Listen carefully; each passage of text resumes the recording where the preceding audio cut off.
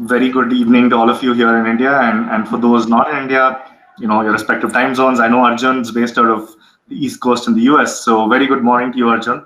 Thank you so much for joining us today. And to the others, thank you so much for keeping aside an hour on a Saturday evening.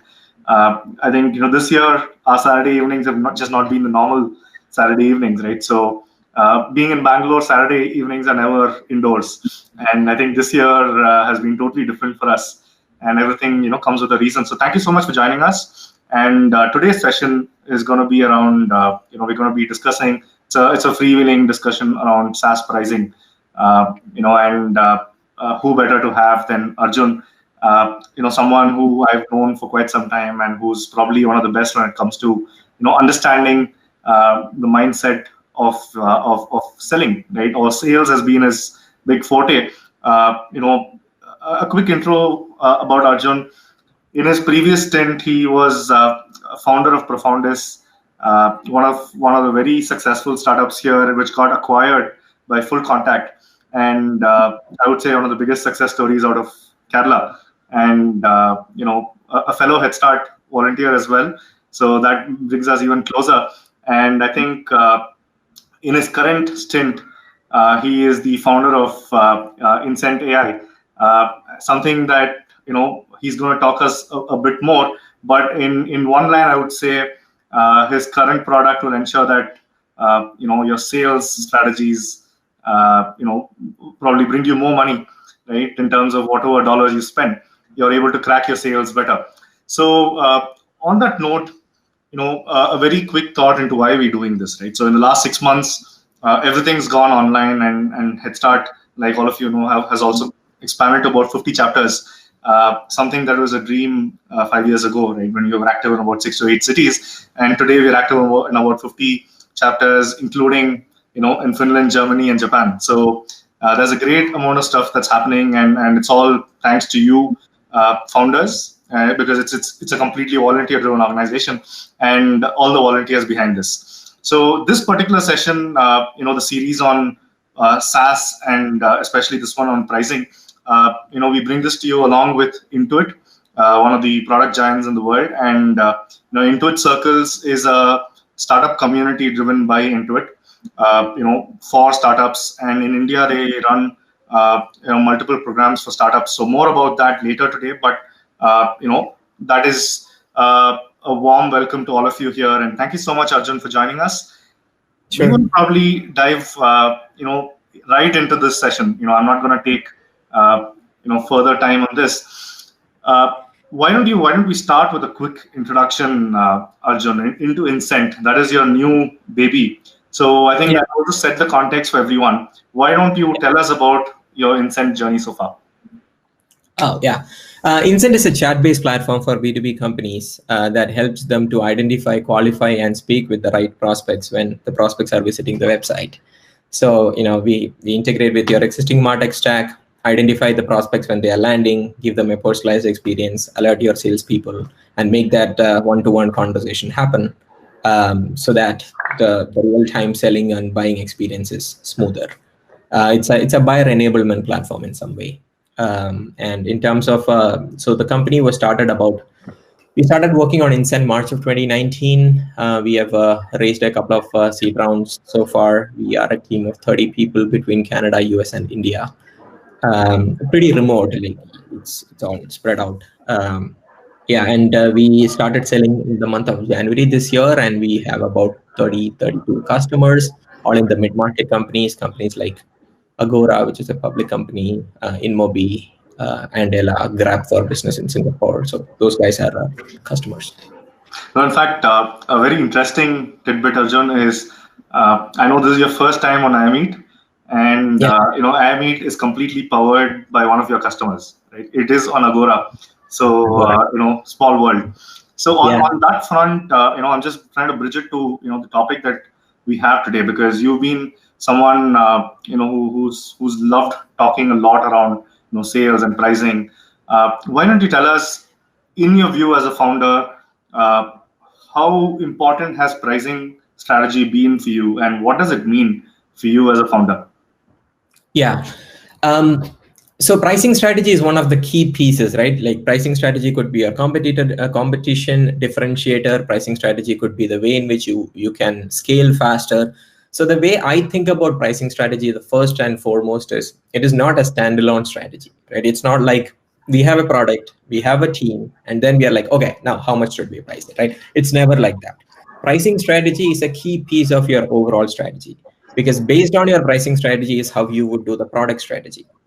Because if you are a self-serve versus an enterprise, the product that you have to build is different, right? The go-to-market is different. If you are self-serve, then you are a marketing-driven company. If you are a sales-driven company, then the product is different, the go-to-market is different.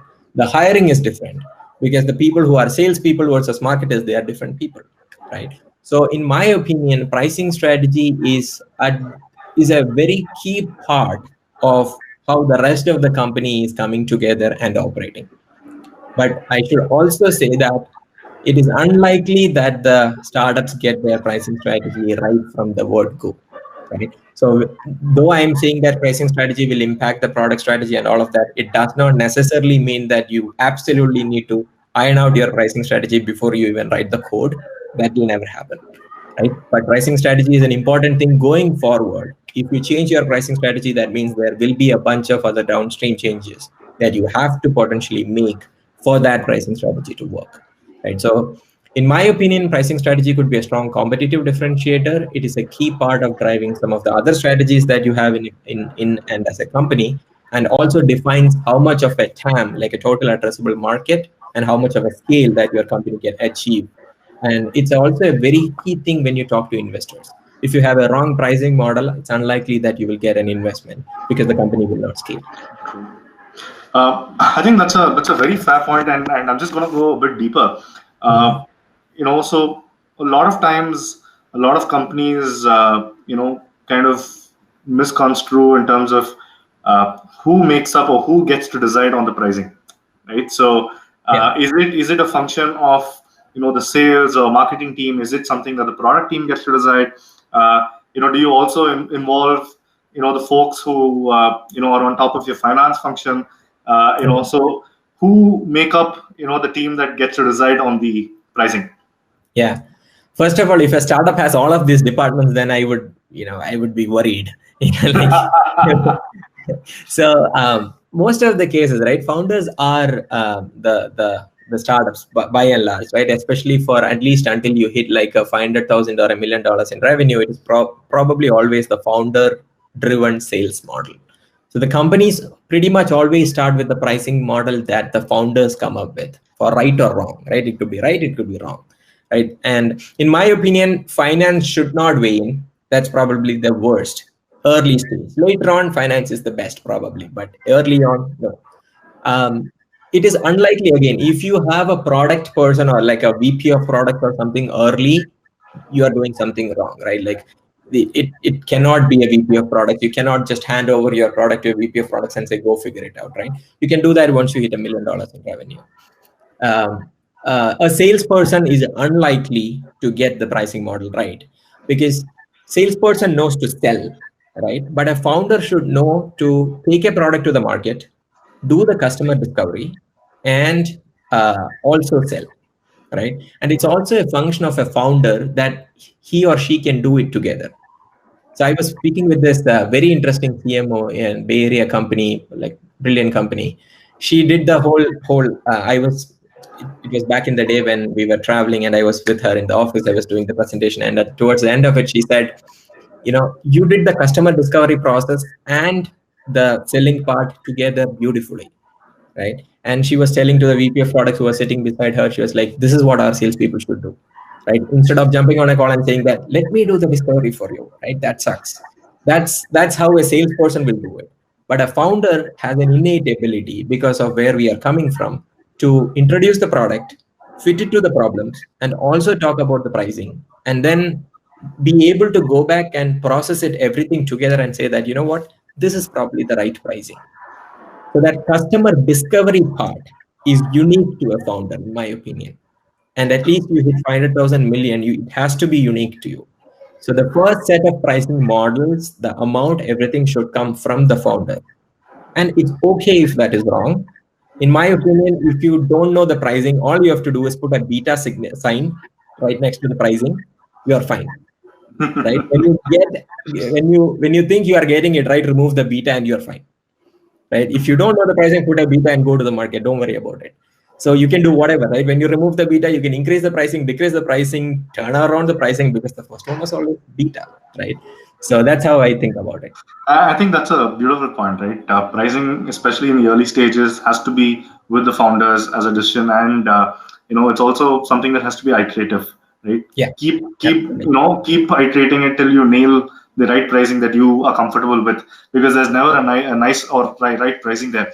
So at this point, I'll go a bit deeper, Arjun, right? And I would love to understand from you on what are, because you mentioned about the pricing models. What according to you are some of the pricing models that you're comfortable exploring? What are some of the pricing models that you've come across that could be interesting for SaaS startup?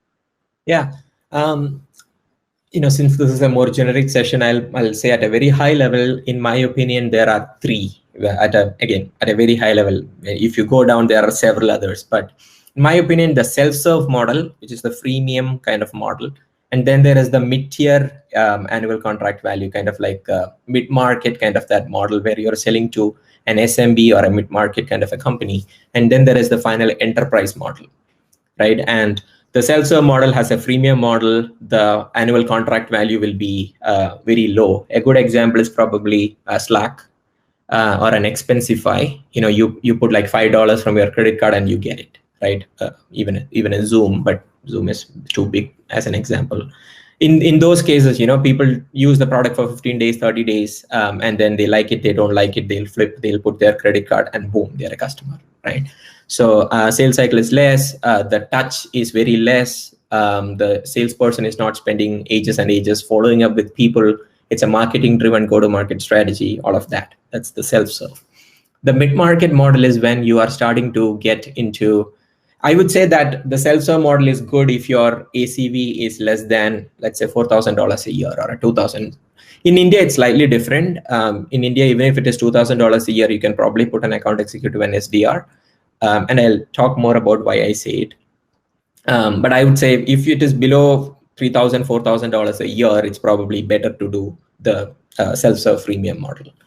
Once it starts crossing that $6,000 or like a $10,000 ACV kind of a thing, that's when you have to start flipping into SDR and account executive driven model, which is the mid-market model. And in those cases, I'd say the ACV could be 5,000 to 60,000 or even 100,000, something like that, right? And in those cases, the sales cycle, instead of being weeks, it will probably be months. It'll be like a 1.5 to 2 months or 3 months, something like that, maybe up to 6 months, depending on how big the thing is. In those cases, there is specialization, and SDR reaches out and then sets up the meeting. Account executive will come in, and then they will close the deal. And there is probably going to be a customer success who will implement and onboard it. Yeah, so that would be the second thing. And the third thing is enterprise, right? Enterprise is like, there is an enterprise person who will go wine and dine, take the person for golf, and will go and close a 500,000, million, 2 million, 4 million, whatever that is. Those guys will target the Fortune 1000, Fortune 5000, Fortune 10,000 kind of companies. So these are at a very high level. In those cases, it could be 6 months, 1 year, 2 years could be the sales cycle. And the people you hire is different. The amount of money that they have to do is different. The content that you produce is different. The pricing pages that you have is different. Everything is different. But at a high level, freemium, mid-market, enterprise. These are the three pricing models that I'd say for a B2B company. Absolutely. And just to point out to everyone here, keep putting your questions on chat. I'll keep ensuring that I take these questions impromptu with Arjun as well. The intention is to keep it as interactive as possible and as personal as possible. While we go a bit generic, we will go deeper with each of your questions that keep coming in. So Arjun, you did talk about the three segments, or where you'll have to focus your pricing on, or your pricing models on. Can I go a bit deeper at this point to understand more on the two big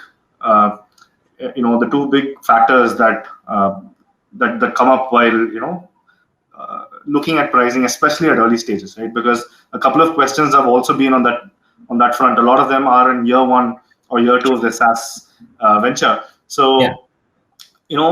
there's this entire thought process around how do I, price my first, or how do I bring out my first pricing, right? Which is where you beautifully said, put the beat out there, right? Yeah. So, you need to keep iterating till you nail it. There is an entire, debate around cost-based pricing versus value-based pricing, right? So, and then, each of these have its own merits at different stages. So I would love to understand from you, with a focus on, early stage startups, because most of them are in early stage. How do you see this entire, value-based pricing coming in, and what are your thoughts around it?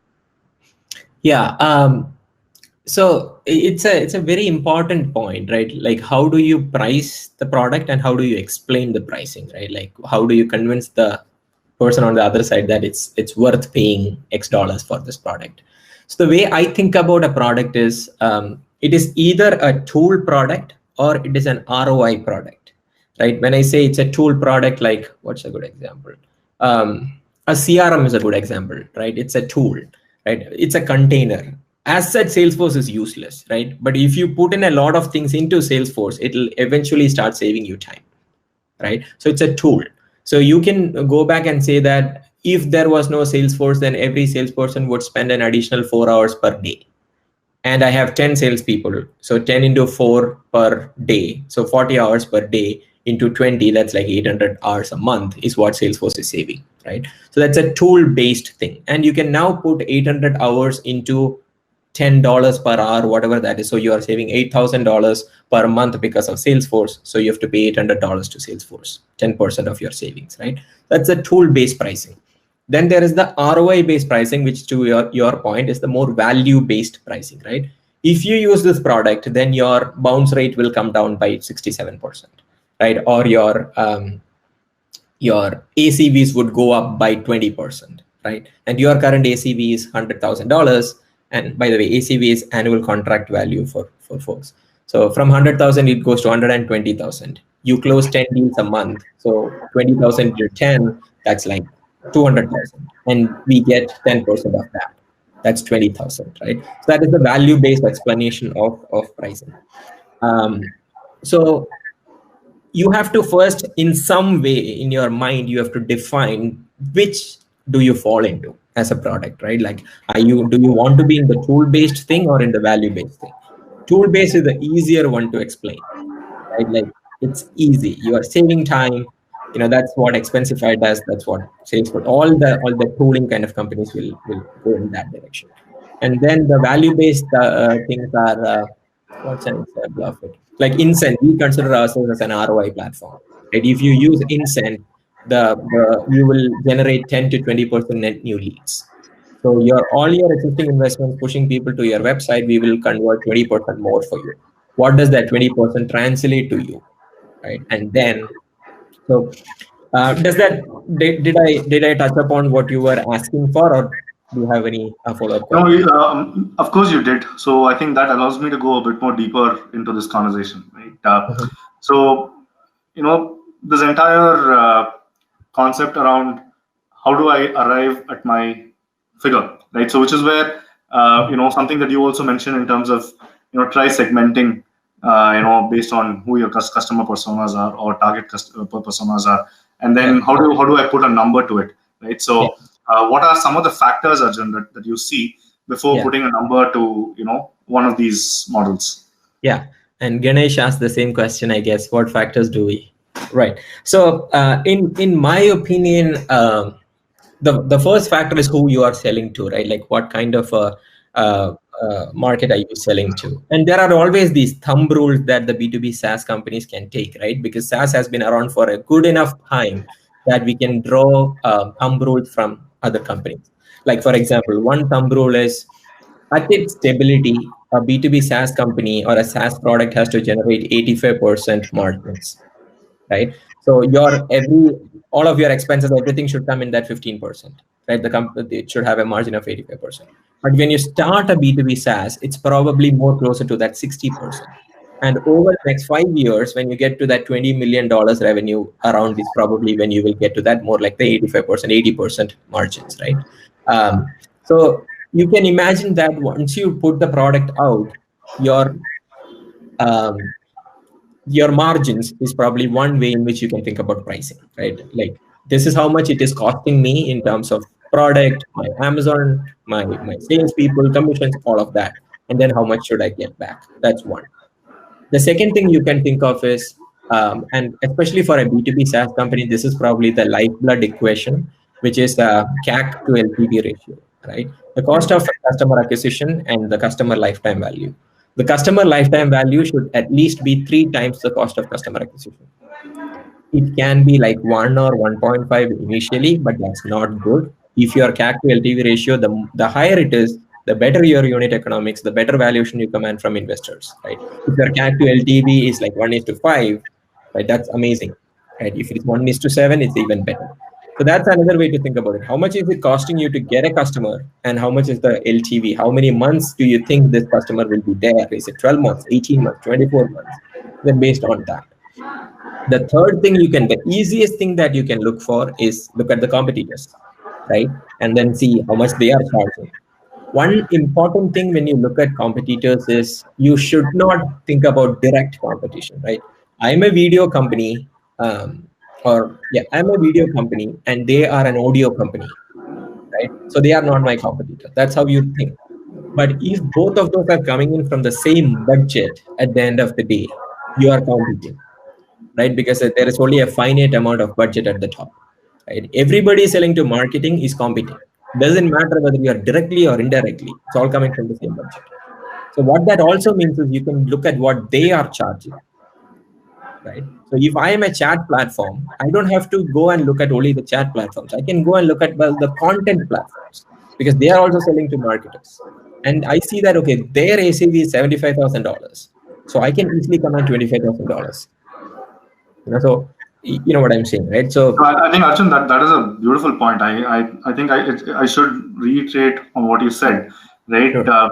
It is not just a direct competitor that you compare and see what they price, because then your assumption is it is a closed market and that's the only competitor, and the competitor has nailed his pricing strategy and directly you undercut him, right? So, and the way you said, I was just trying to think out the way you said, and you're talking about example.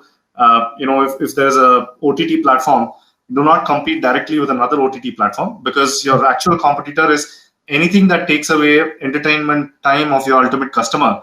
I think that is a beautiful analogy that you gave, right? So I think it opens up a lot more thoughts for our users here. Yeah. In fact, when we start our companies, we tend to think that we are the only company. We don't have competitors, right? Until you realize that you have other 19 players. Especially early in, all of us founders, we think that we are the sole player. Like, I have heard several pitches when people tell me that, oh, we don't have competitors, and I'm like, okay, then you are in a market that nobody cares about, right? It's like, in any given market, according to theory, there are 19 competitors, out of which 6 of them well. They are out there, and then the rest of them are at some level smaller companies. Answering Ganesh's point to more specifically, and to your point also, Gautam. So we touched upon some of the factors. Some of the other factors that you have to think about, you include your cost of goods and all of what is your cost into your pricing. Margin is another thing that you can look at.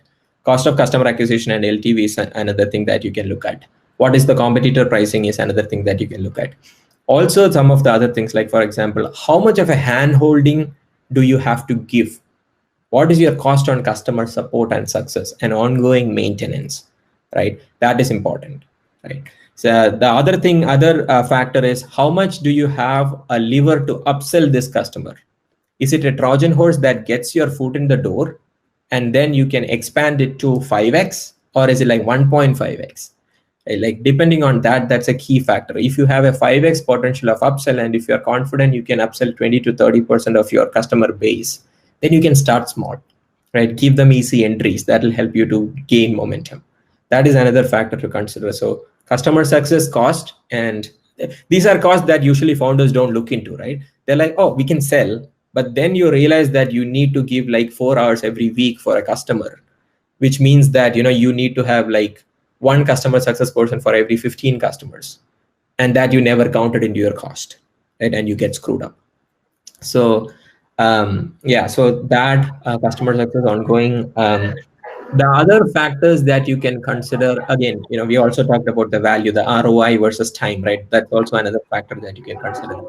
And specifically about SMB, Ganesh, you have to think about SMB. The thought process of SMB is they want to pay the minimum and get as much as possible. There's a big difference between an SMB company, mid-market, and enterprise, right? SMB is thinking that I want to pay X dollars and get as much as possible. A mid-market company is thinking, I want to pay X dollars and get the best in breed solution for that particular problem I am solving, and it should integrate with everything that I have. An enterprise is thinking, I am fine to pay whatever. I want security to be taken care. I want compliance to be taken care. I want amazing customer success. I just want these people to work with me on everything, right? So the thought process is also different. So when you price it for an SMB company, you have to price it in a way that gives them a feeling of I'm getting a lot. So what you do is if you have 3 features, you break that feature down into 9 features to give a feeling that they're getting a lot, right? And then the SMBs love discounts. So you start at a higher level and always discount, or add a couple of other functionalities that they really like. So those kinds of things also come into So the picture. Arjun, just wanted to connect this with Prashant's question, right? So his point was, when the first pricing that gets rolled out, first couple of pricings that get rolled out, it is very difficult as a SaaS startup to suddenly increase, the pricing, the optics, right? So do you have any thoughts on, on that piece? Because I think this is something that all of us go through, right?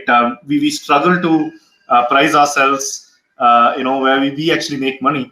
We always think twice to make money, right? So how do you think the optics play? I think that is where your point on play high and then give discounts is what I thought I should quickly connect. What are your thoughts on Prashant's point on optics? Yeah, Prashant, don't worry about it, right? Every company increases their pricing, right? It's not difficult to increase pricing. And I gave you a good example, right? I know several companies who started at an ACV of, look at any successful company, right? Their ACVs, their annual contract value always starts at very little. And over a period of time, they keep growing. Like look at Salesforce, look at Slack, look at anybody. It is always like that. You figure out the right levers to grow, right? And over a period of time, your customers understand that pricing will increase, right? Don't worry about it. And the way I do it is, I would always, especially in the earlier deals that I did, I put a big number, and I wasn't even sure whether that number was big. And I would give a good discount, like 50%, 60% discount for being an angel customer, right? That's how I wrote the agreement. For being an angel customer, and in return for getting a case study, testimonial, reviews, etc., I'm giving you 60% discount. They don't care about it, right? As long as they are getting the discount, they don't care about it. But the interesting thing is, this agreement is only valid for the first term. It's called as the initial service term, right? That's the 12 months. After 12 months, this discount is not there. So at the end of that 12th month, if you have the leverage to increase the pricing, you can say that the discount was 60% last year, but it's only 30% this year.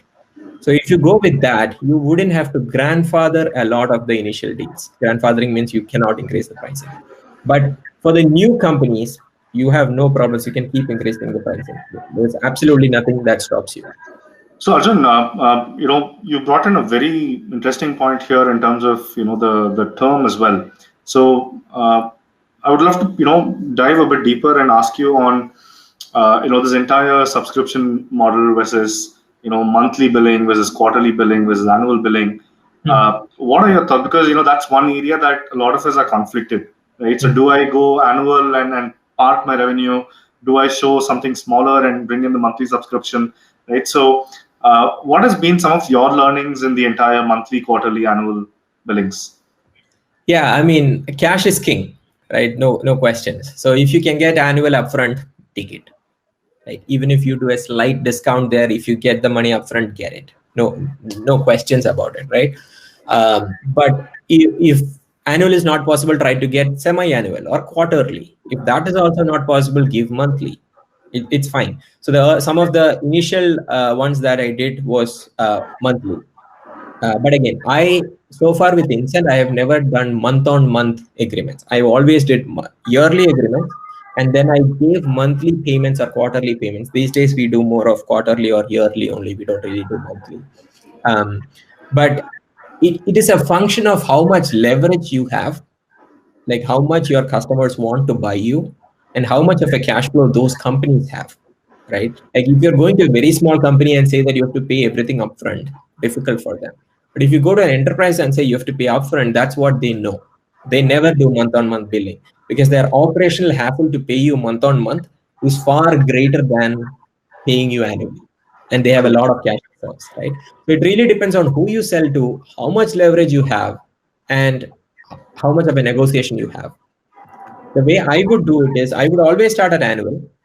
If they push me back, then I try to increase the pricing, right? Like, and I did with the customer, right? I increased it from annual to monthly. They really wanted monthly. I increased the pricing by 30%, and they were okay with it, right? Mhm. So I would use that as a lever of negotiation, right? And I would say, okay, you want quarterly, I'll give you quarterly, but you sign by 30th of this month, yes or no?